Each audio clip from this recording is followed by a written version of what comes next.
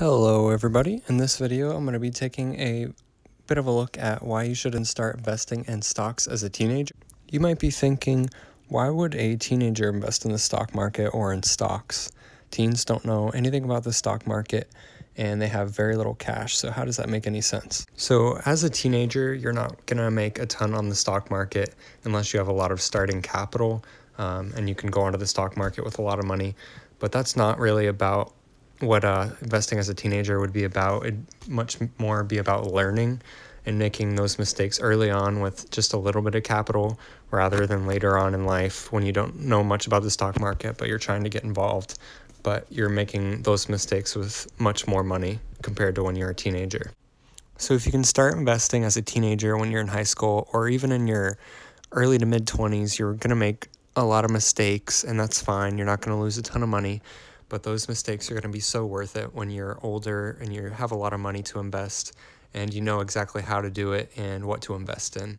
If you don't know how to get started on the stock market, look at the lower three bullets on this list. Robinhood, Acorns, and Stash are all great options for getting started on the stock market. Robinhood is really, really great for getting started live trading on the stock market. And if you want to see what it's going to be like when you're actually investing a whole lot of money on the stock market, you can actually do it through Robinhood. Stash is really great for if you're a high schooler or a teenager and you don't have a lot of capital. Stash, you can start with as little as $5. And it has a ton of great learning articles on there, and it's going to help you become a better investor over time. I've also done some videos on these three apps and others on my channel if you want to check those out to compare and contrast which one you think would be best for you.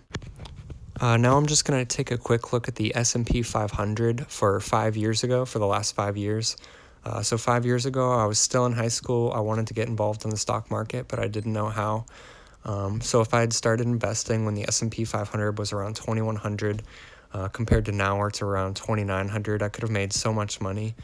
For those of you who don't know what the S&P 500 is, it's a general index for how much the stock market is increasing. So I probably would have been able to surpass the S&P 500 with my investments. So I just really wish I knew how to get started on the stock market when I was a teenager, because I would have been able to make so much money and learn so much more than I already know. Please comment down below if you're not sure how to get started investing, or if you're not sure if you should, and subscribe for more videos on the stock market, specific stocks, and investment app videos.